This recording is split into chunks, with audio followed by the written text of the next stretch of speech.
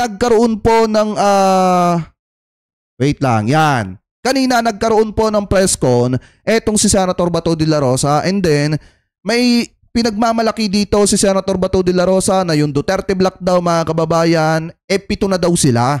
At yung daw 7 na yon ay solid na daw kay Escudero. Ibig sabihin, nakakommit na daw, mga kababayan, kay Chis Escudero, kaya sureball na daw yung pagiging Senate President nito pong si Chis Escudero. So ngayon, i-play po natin itong naging press conference na ni Senator Ronald Bato de la Rosa. And then tingnan natin kung paano siya magkalat, mga kababayan.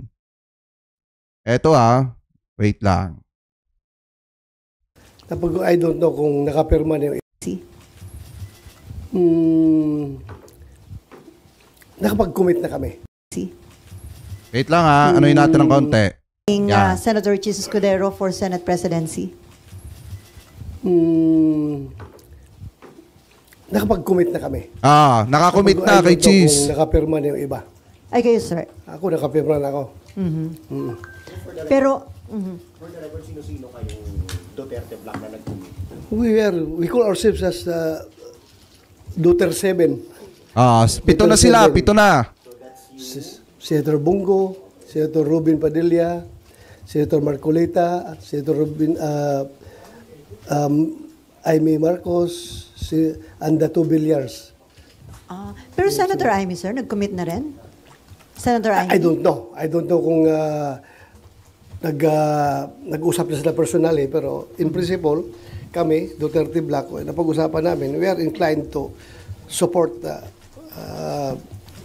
Senate President Chis Escudero. Why, sir? Yan. Well, wala naman kami nakitang hindi dapat siya suportahan. So, kasi nga, kaya wala kayo nakikita na mga dahilan na hindi dapat suportahan ay itong si Chis Escudero kasi nagagawa ninyo lahat ng gusto nyong gawin sa Senado. Kaya nga kahit magmukhang katawa-tawa ang Senado sa mata ng mga kababayang Pilipino po natin, okay lang. Bakit okay lang? Kasi nagagawa po nila yung gusto nilang gawin eh. 'Di ba? Nagagawa nga nilang subukan na ipa-dismiss yung impeachment, mga kababayan, sa kabila ng panawagan ng sambayan ng Pilipino na umpisahan na agad-agad yan. Kasi ang sinasabi ng konstitusyon, forthwith, ibig sabihin kailangang agad-agad na simulan yan. Pero ang gusto nila, forthwith, na i-dismiss agad-agad yung impeachment ni Sara. So ngayon, kaya sinusuportahan nila si Chis Escudero kasi nagagawa nila lahat ng gusto nilang gawin. Hinahayaan lang sila. So, we support him. Walang kapalit like yung mga committee chairmanship, sir? Meron yan. Wala naman kasi as is malago. Wala man akong... may balita pa nga, mga kababayan, di umano na iniwan sa ere si Senator Risa Hontiveros. Kapalit nung di ba? Kapalit ng mga komite diyan sa Senado. So gaano kaya po katotoo 'yon? Yun naman po ay nasagap lang natin. Wala man akong hiningi, wala man ring pinarami sa akin. Basta nagustuhan ko lang yung pamamalakad niya sa amin, sa Senado. Yung leadership niya is nakita ko is very open to... Sabi ni Roswin Isidro, maniwala ka diyan kay Bato mahigit 7 ang boboto diyan kay Chis. Hindi. Totoo naman, mga kababayan, yung sinasabi dito. Kasi biruin nyo si Bato, Marcoleta, Robin, Bongo, ito si Aimee, pihado, boboto yan kay Chis Si Aimee, yung 2 Villar, o di 7 na. Tapos isama nyo pa, mga kababayan, ito pong nagpahayag din ng pagsuporta si Jinggoy, tapos yung kapatid ni Jinggoy Estrada, si JB Ejercito. Di ba mahigit 7 na sila na sumusuporta kay Chis Escudero, o yung iba pa si Rafi Tulfo. Everything. Hindi siya close-minded, hindi siya porque ganito siya, panindigan niya ganito siya, o porque ganun, kuwan siya, yung nakikinig siya. So that's what we need as a democratic institution. Pakinggan ang lahat. So sir, kung tatanungin ka, anong hihingin mong committee kay Senate President Escudero? Wala na akong hinihingi kung... Paplastika mo Senator Bato? Incumbent kung ganun, di ba? Kung, halimbawa, we will vote for him as the Senate President, tapos ayaman ng incumbent senator, yung kung ano yung hawak ko, I suppose yung pa rin ang hawakan ko. Equity of the incumbent nga. So, hindi ko na hiningi sa kanya yan. At hindi rin niya inoffer sa akin dahil that's my understanding. Sir, last na lang. So si Marcoleta nga ba, Blue Ribbon Committee Chairman, sir? Yan ang hinihingi niya and I presume na napangako na sa kanya. Sir, may talks about Kaya naman impeachment pala. noong time na bago kayo mag-commit with SPGs, may hiling Kahit sabihin nila mga kababayan na walang kapalit na mga komite yan, mismong nanggaling na nga kay Senator Bato de la Rosa eh. Ang hinihingi ni Senator Marcoleta yung Blue Ribbon Committee. And then ang sabi nga ni Senator Bato de la Rosa, yun nga daw yung hinihingi, and I think na ipangako na daw dito kay Marcoleta. So baka nga may kapalit mga kababayan yung pagsuporta kay Chis Escudero. Ano po, dahil alam naman po natin mga kababayan na kapag ka si Chis Escudero yung naging Senate President, masusunod yung mga agenda nung ibang mga senador. Yung mga gusto nilang mangyari, yung mga gusto nilang gawin, magagawa po nila. ba kayo or any favors asked about the impeachment proceedings? Wala kaming his stand towards impeachment is not a factor to our decision in choosing him as our Senate President. Ang pinaka-big factor dyan na nakikita ko lang talaga is yung pagka-open niya. Nakikinig siya. Lahat ng sides pinapakinggan niya. So yun ang nagustuhan namin na liderato. Yes. Sa impeachment, sir, di ba po, nag-move kayo para i-dismiss yung articles of impeachment? Yan. Pakinggan nyo. Ulitin niyo po ba yan? Pag nag-reopen kayo, yung hihingi na ho ba yan? Hihingin ba yan ng Duterte 7? Mag-usap pa kami. Titingnan namin. Ano ngayon? Bigla kang kabeg, ano? Baka sabihin nyo, insisting naman itong mga tao na ito, pabalik-balik. Hiningin na namin yan noon, di ba? Pero one thing I can assure you is that ako, may personal na paniniwala ko ito. That since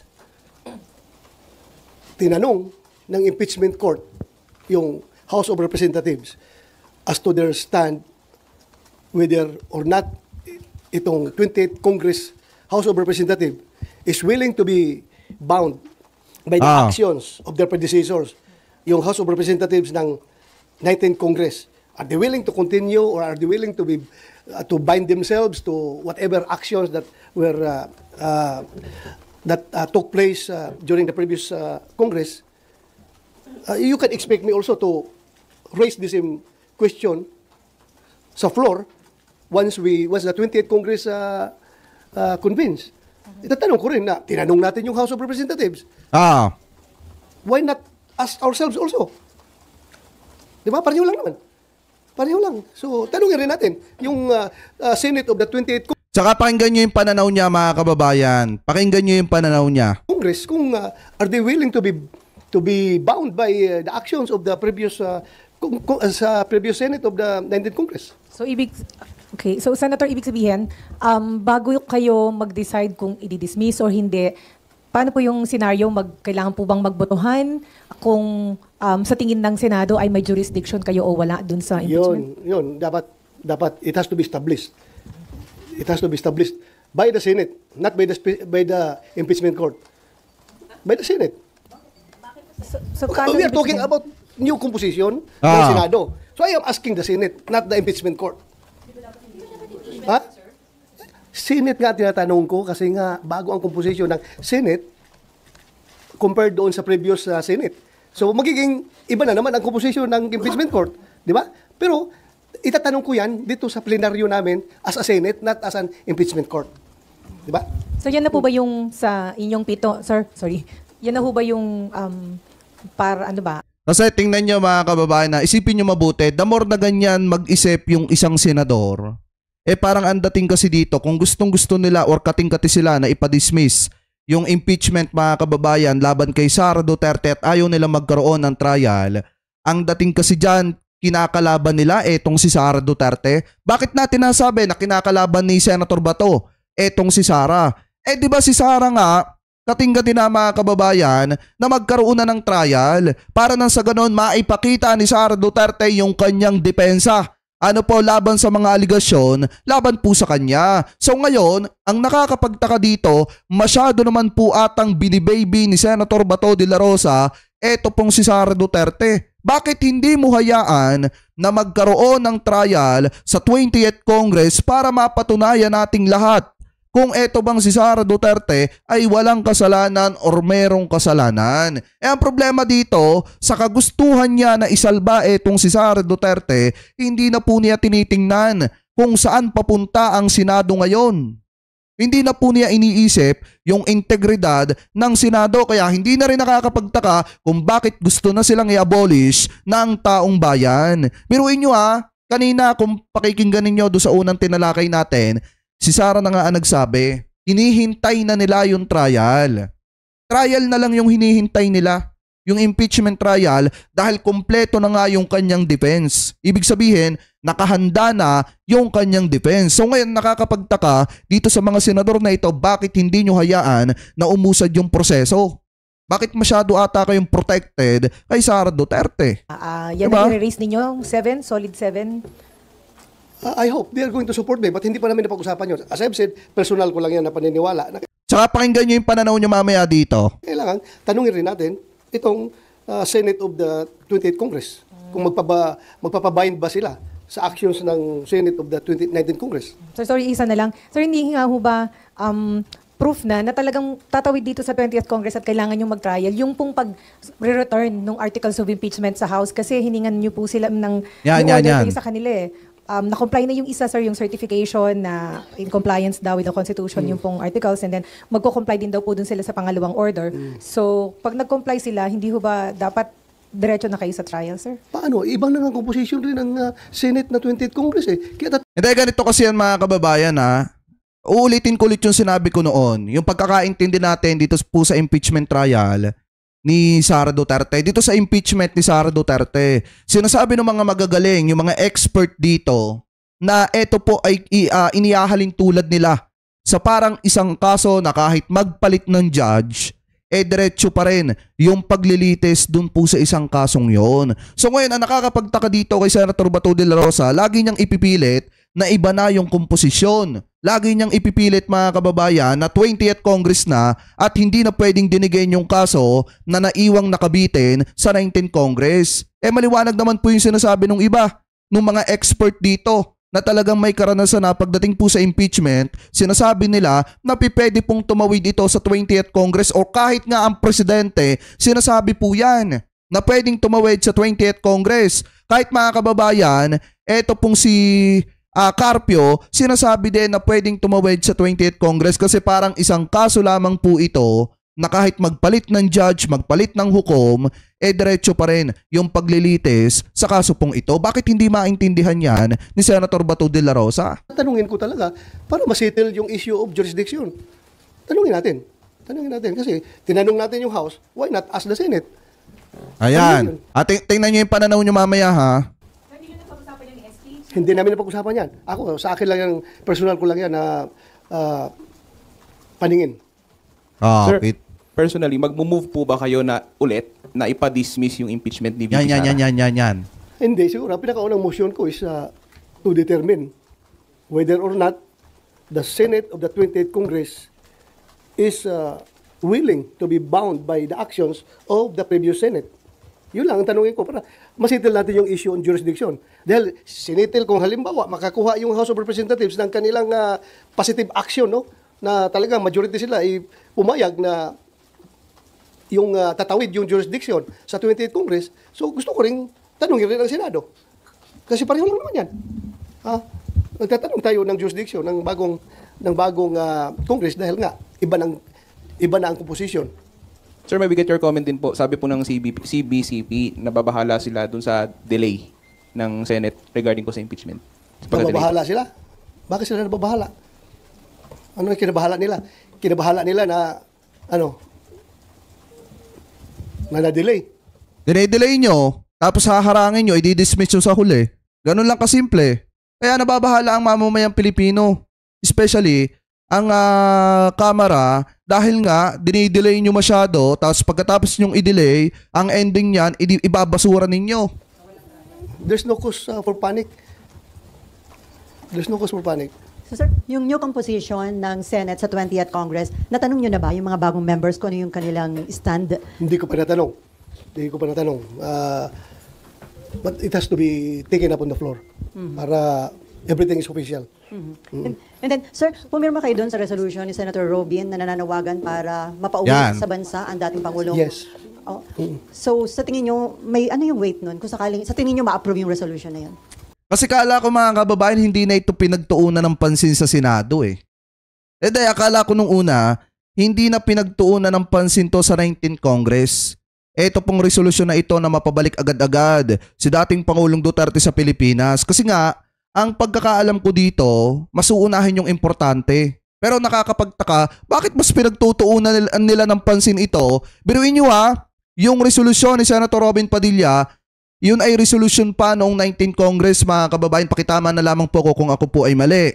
Ngayon, ang nakakapagtaka, bakit yun mas pinagtutuunan nila ng pansin kaysa po sa impeachment trial na nakaabang ang mamamayang Pilipino kung ano ang kahihinatnan? Dito mga kababayan sa resolusyon ni Senator Robin Padilla, wala nang pakialaman taong bayan dyan.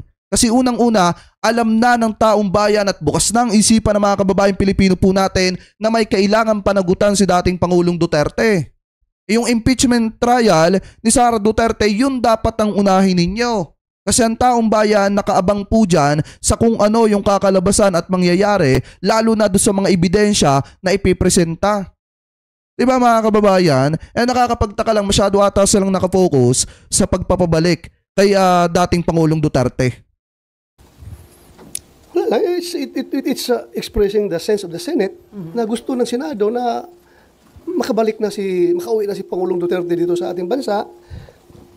Kaya dapat i-abolish ng Senado. Kasi gusto daw ng Senado na maibalik na si dating Pangulong Duterte sa bansa. So dapat i-abolish talaga ang Senado. Kung pwede nga lang bumoto ang buong sambayan ng Pilipino na i-abolish ang Senado, baka matagal na po itong na-abolish. So, sovereignty, reconciliation, if you want it to be also a factor, and also humanitarian consideration. Dahil ang alam natin ngayon is Pangulong Duterte ay butot balat na daw. Masyadong mahina na. Sinungaling ka. Sinungaling ka, Senator Bato. Alam mo kung bakit? Si Sara na nga nagsabi, okay ang kalagayan ni dating Pangulong Duterte. Diba? Balikan nyo mga kababayan. Yung mga nanonood dito, especially yung team replay na makakapanood po nito, pwede nyong ulit balikan yung unang topic na tinalakay natin dito. Si Sara nagsabi na okay daw si dating Pangulong Duterte. Ngayon, ang sinasabi niya dito, dapat daw maibalik na sa Pilipinas kasi butot balat na daw at nanghihina na etong si dating Pangulong Duterte. Doon pa lang nagsinungaling na si Senator Bato de la Rosa. Kaya nga kung titingnan nyo, dito sa part na ito, nagkakalat na siya dito eh. Nagkakalat na siya dito. Bakit? Hindi na nagtutugma yung sinasabi ni Roque, sinasabi ni Bato, sinasabi ni Sara Duterte. Yun mismong mga salitang binibitawan po nila, yun yung nagsasalpukan mga kababayan at sumisira lang din sa kanila. At nagbigay na nga daw ng pasabi na kung mamatay man siya doon, doon na lang siya magpa-cremate doon na siya magpa-cremate sa dahig. It's a very sad information. So sana kung mamamatay man siya, dito lang siya mamatay sa Pilipinas, huwag doon sa ibang bansa. Para naman yung mga naniniwala dyan na nagsisinungaling si Senator Bato dito. Like nyo yung live streaming natin mga kababayan dating Pangulo ng Pilipinas yun eh. So while pending yung case sa ICC, gusto nyo mapauwi siya? Yes. Yung mga Hindi naman dismissal lang case yung hiningi natin. Immediate repatriation of former President Duterte to the Philippines. May concern yung mga victims kasi daw may impluwensya pa rin ng mga Duterte. Tama! Natatakot sila dun sa safety o security. Ano na matatakot na hindi naman presidente si President Duterte. Si President Marcos naman ang presidente ngayon at yan ay kayang-kaya pangalagaan ng Malacanang yung kanilang safety. Hindi. Ganto kasi yan mga kababayan. Bakit natatakot yung mga pamilya nung nabiktima? Siyempre may anak si dating Pangulong Duterte na Vice President. Kung nagagawa nga nung Vice President na gamitin yung kanyang power para pagbantaan ang buhay ng Presidente, buhay ng First Lady, buhay ng Speaker, kayang-kayang tirisin ng Vice Presidente yung mga pamilya ng mga naiwang biktima. Ano po yung mga humihingi ng hustisya? Kayang-kayang tirisin yan ng pangalawang Pangulo ng Republika ng Pilipinas. Nagagawa ng bantaan si PBBM.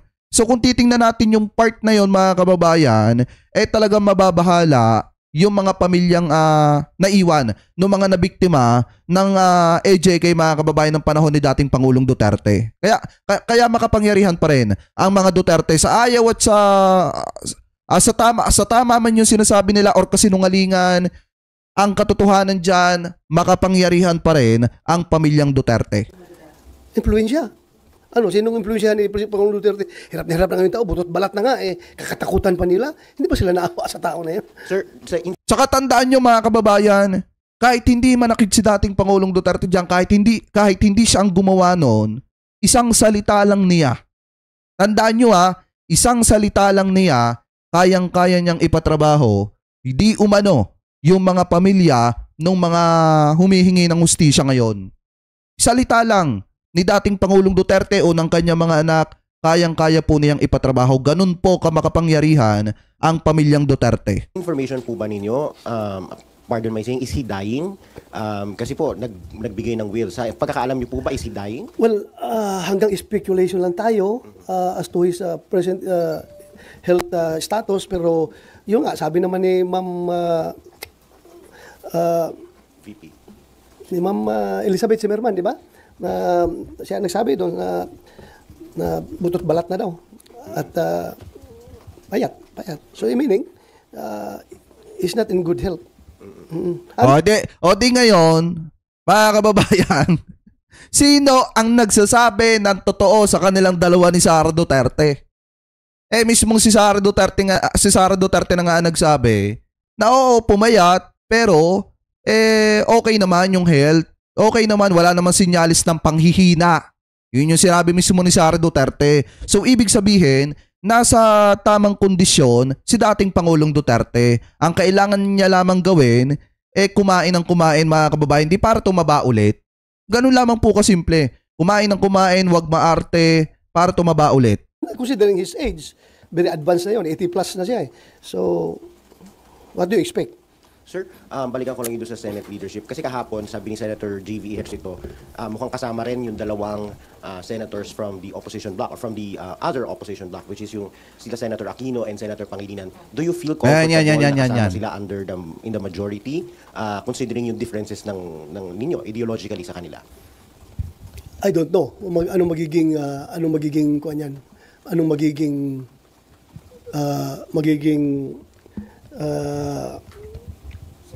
set up niyan, no? Hindi ko alam talaga. Hindi ko alam. Basta I joined the majority not because of them, but because of the leadership of Senate President Chis Escudero. Sir, going back dun sa sinabi nyo, you will question the jurisdiction of the 20th Congress dun sa ano. Eto, pakinggan niyo yung pananaw niya dito Sir, clarify ko lang, sir, ibig sabihin, you believe na walang jurisdiction nga yung magiging bagong composition ng Senate dun sa ano. Nawala yung boses niya. Wait lang. Tuloy natin. Yan. Bakit nawala?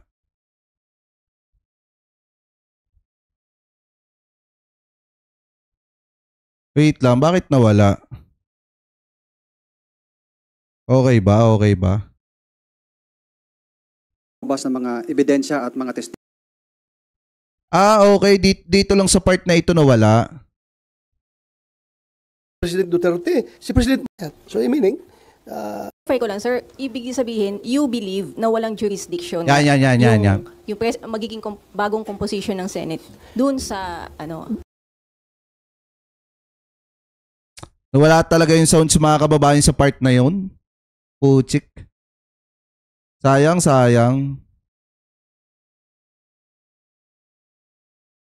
Nawala Wala yung sound sa part na yon.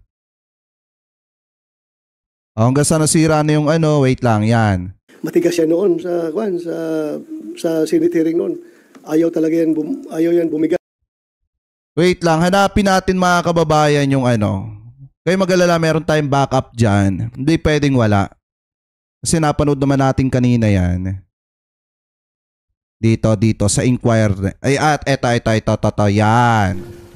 Wala naman kami nakitang O nakaangkla yun, sir, sa life talaga ng Senate as legislative body. But the impeachment court is a separate entity.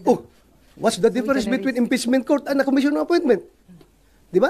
They are also hindi na Ito. Dito sa part na to. Wait lang. May ads lang. Anyway. Eto, tuloy natin. Eto is a part of the unfinished business ng Senado, ng Congress, or hindi, continuing siya, dalawa yan, nagbabanggaan ngayon. But I believe, for me, again, I would like to... Sir, going back dun sa sinabi nyo, you will question the jurisdiction of the 20th Congress sa ano. Sir, clarify ko lang, sir, ibig sabihin, you believe na walang jurisdiction nga yung magiging bagong composition ng ito, tingnan nyo mabuti mga kababayan ng pananaw niya dito Tingnan nyo mabuti pananaw niya dito. Senate.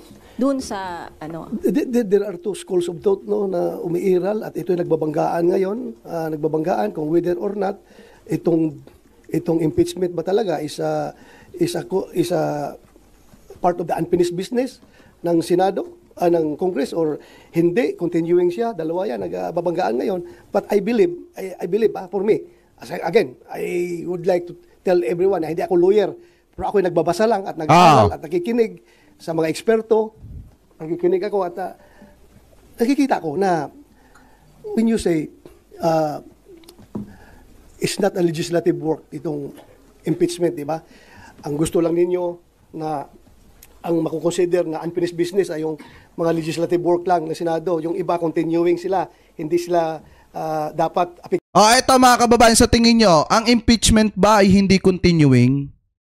Di ba napakaliwanag na mga kababayan, na gaya nga ulit ng sabi ko kanina sa inyo, ang tingin natin dito ay parang isang kaso mga kababayan na kahit magpalit ng judge, diretso pa rin yung pag-usad ng kaso na yon. Ibig sabihin, diretso pa rin yung paglilitis na yon kahit pa ibang hukom, yung umupo mga kababayan or upuan, yung kaso na yon. Diretso pa rin po yon. So ngayon, eto pong impeachment mga kababayan, continuing po yan. Kaya dapat talaga mga kababayan na tumawid po yan sa 20th Congress. Kasi unang-una, kung matatandaan nyo bago mag-eleksyon, dapat dun pa lang sa pagkakataon na yun na na-receive po nila yung article of impeachment, dapat nagsimula na po sila agad-agad. Kaso nga lang ang problema, sila ang may kagagawan kung bakit na-delay yan, kung bakit tumagal ng tumagal yan. Tapos ngayon, na nakaabang na ang sambayan ng Pilipino, sasabihin ni Senator Bato de la Rosa na malabong tumawid sa 20th Congress. Tapos gagawa pa siya ng mga ganitong klase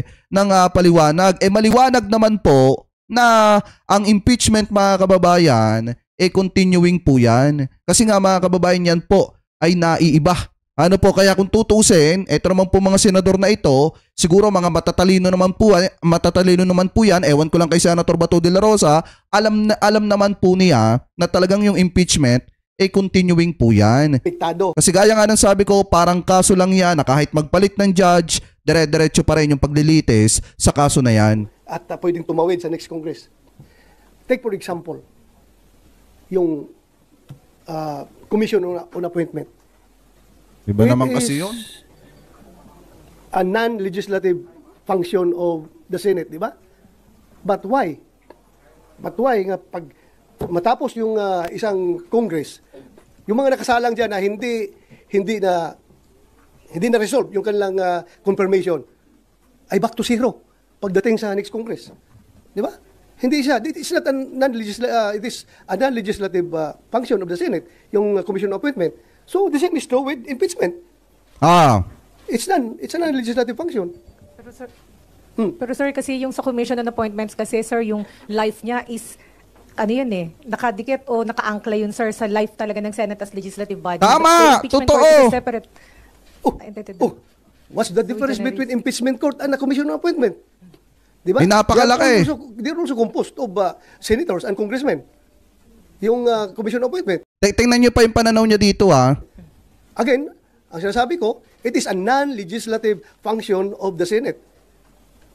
Pero bakit mayroong distinction? Just because gusto talaga natin ipagpatuloy, gusto natin sabihin ganon. So sir, sa inyo po ay walang jurisdiction na itong 20th Congress, itong Senate, sir? Yan. May opinion. Kaya gusto kong tanungin. Kung mananalo ang majority, na sabihin ng majority na tatawid ito sa 28th Congress, then who am I to question the majority? Majority wins dito. Pero kung sabihin ng majority na walang jurisdiction, so ano pang papatuloy natin kung na-desisyonan na walang jurisdiction? Ano po ang nakikita niyong senaryo sakaling yung House ay bumoto para Yan. patuloy yung impeachment proceeding habang ang Senate, kung sakali mang mayorya, ay umayon dun sa iyong pananaw na walang jurisdiction? I don't know. Tamo, hindi mo alam. Ito lang isipin mo. Ayan, tingnan niyo yung pananaw niya dito, mga kababayan,